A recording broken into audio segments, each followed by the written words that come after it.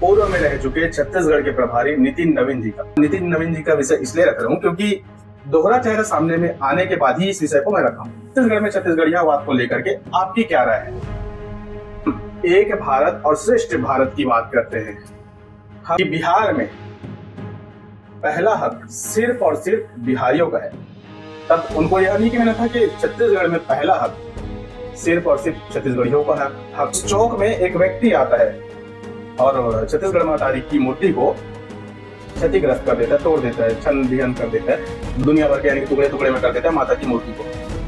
और उसका कोई फुटेज नहीं मिलता। फुटेज तो मैं देखा नहीं अभी तक, न सोशल मीडिया में दिखा, न तो मैं चैनल के माध्यम से नहीं देख पाया हूँ अभी तक। यदि आ गया होगा तो कमेंट के माध्यम से जरूर बताइए।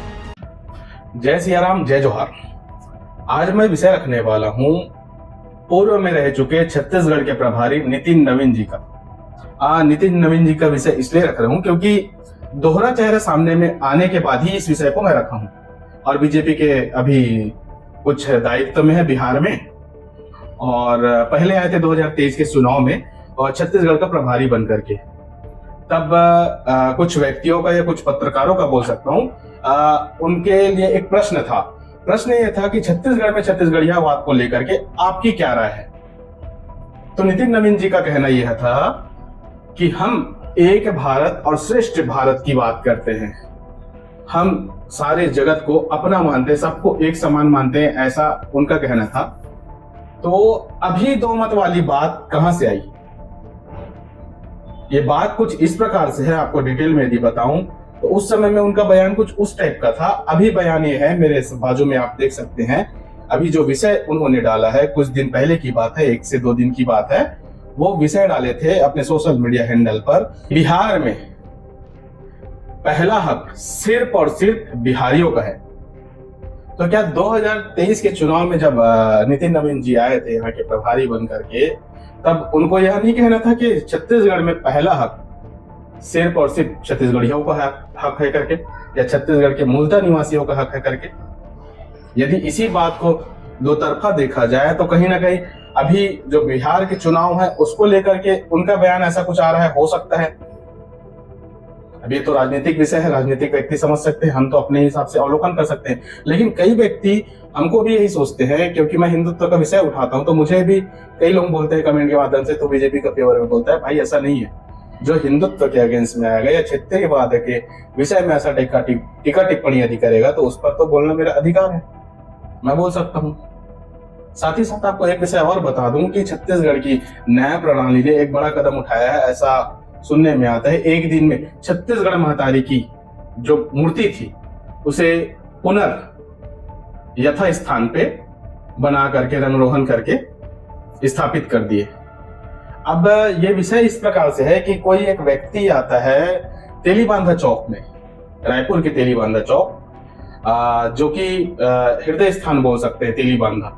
यहाँ से उड़ीसा का रूट, महाराष्ट्र का रूट और आसपास के सभी जिलों का रूट वहां से लगा हुआ है, मेन चौक है मान सकते हैं। उस चौक में एक व्यक्ति आता है और छत्तीसगढ़ मातारी की मूर्ति को क्षतिग्रस्त कर देता है, तोड़ देता है, छन बिहन कर देता है, दुनिया भर के यानी कि टुकड़े टुकड़े में कर देता है माता की मूर्ति को।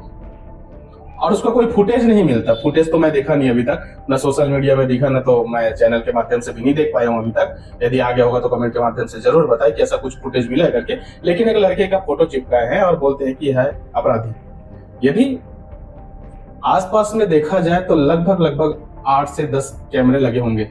एक एक पोल पे यदि 2-2 कैमरे लगे होंगे तो 2, 2, 4, 2, 6, 2, 8 कैमरे सिर्फ चौक में लगे हैं। और उसके आजू बाजू में बड़े बड़े मॉल, दुनिया भर का तामझाम वाली चीजें लगी हुई है। तो इतने सारे कैमरे होने के बावजूद भी कोई सीसीटीवी फुटेज यदि नहीं है तो ये चिंताजनक विषय है। साथ ही साथ छत्तीसगढ़ में गुरु परंपरा चलती आ रही है। वैसे तो भारतवर्ष में सभी जगह चलता है, लेकिन छत्तीसगढ़ के शिरोमणि गुरु जो है हमारे संत गुरु घासीदास जी के ऊपर टीका टिप्पणी करने वाला कोई एक व्यक्ति है, जो कि बाबा गुरु घासीदास जी के नाम के ऊपर टीका टिप्पणी करता है। वह चीज उस व्यक्ति को नहीं करना चाहिए। इन्हीं सब विषय को लेकर के छत्तीसगढ़ क्रांति सेना हर बार छत्तीसगढ़ियावाद को लाता है। यदि आप छत्तीसगढ़ के निवासी हैं तो आप छत्तीसगढ़ की परंपरा, छत्तीसगढ़ की कल्चर, छत्तीसगढ़ की मान्यताएं, छत्तीसगढ़ की सभ्यता को अपनाएं। यदि आप अपने आप को छत्तीसगढ़ के मानते हैं तो, क्योंकि मुझे तो नहीं लगता, क्योंकि ये व्यक्ति जो गाली बक रहा है गुरु घासीदास जी को, मुझे नहीं लगता कि ये छत्तीसगढ़ को अपना मानता है। आप समझ सकते हैं मेरी बातों को। जो गुरु को गाली बक सकता है वो किसी को भी कुछ भी बोल सकता है, तो छत्तीसगढ़ को अपना मानता होगा ये तो मुझे स्वीकारजनक बातें नहीं लगता है। लेकिन कुछ भी हो सकता है। राजनीतिक स्तर में देखा जाए तो एक तरफ मूर्ति टूट गई, दूसरी तरफ ये अभद्र टाइप का बात आ गया। अब राजनीतिक स्तर किस तरफ लेकर जाना चाहता है मोड़, ये तो मैं नहीं कह सकता, लेकिन सब अपने अपने राय जरूर दे सकते कमेंट के माध्यम से इस सोशल मीडिया के हैंडल पे या यूट्यूब के हैंडल पे। क्योंकि आप देखिए क्षेत्रीयवाद, प्रांतीयवाद, काफी सारे विषय सामने में आ रहे हैं। ऐसा नहीं है कि ये जो छत्तीसगढ़ की भाषा वाली बात है या छत्तीसगढ़ की सभ्यता की बात है, ये तो हर प्रांत में अपने अपने स्तर में चलता है कि कन्नड़ में कन्नड़ चलेगा, कर्नाटक में कन्नड़ चलेगा, तेलंगाना में तेलुगु चलेगा, आंध्रा में तेलुगु चलेगा, महाराष्ट्र में मराठी चलेगा। अब हर जगह तो अलग अलग चलते आ ही रहा है। ठीक इसी प्रकार से अब छत्तीसगढ़ में भी छत्तीसगढ़ियावाद चालू हो चुका है। अब कहीं ना कहीं देखा जाए तो हर जगह अपने अपने स्तर में क्षेत्रीयवाद है, तो कहीं ना कहीं थोड़ा ना थोड़ा रहता है। क्षेत्रीयवाद के साथ साथ यदि हमको एक होकर के यदि चलना है तो फिर सर्वे भवन्तु सुखिनः के जो हम गाते हैं तो उसी के हिसाब से चलना चाहिए। सबको एक साथ लेकर के चलना चाहिए, लेकिन सबको उन्हीं को जो हमारे हिसाब से, हमारी संस्कृति के हिसाब से चलते हैं, और उस मानसिकता वाले को तो ना लेकर के चले जो हमें ही या हमारे समाज को या हमारे व्यक्तियों को या हमारे सनातन संस्कृति को छिन्न भिन्न करने की सोचते हैं। ऐसे व्यक्तियों को बहिष्कृत करना चाहिए, चाहे वो किसी भी मजहब का हो या किसी भी धर्म जाति विशेष का हो।